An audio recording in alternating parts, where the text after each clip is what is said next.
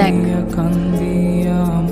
জীবনে এমন অনেক মানুষ আসবে যারা তোকে ভালোবাসবে, হয়তো তাদের সাথে তোর প্রেমও হবে, কিন্তু জীবনে এমন একটা মানুষ আসা ভাগ্যের ব্যাপার যাকে তোর পাগলের মতো ভালোবাসতে ইচ্ছে করবে।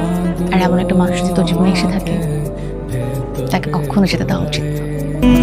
ভাবতে ভাবতে তারে আমি চোখ বুঝিয়া জড়াই ধরি, চোখ মিলিয়া দেখি আমি সে যে বুকে নাই।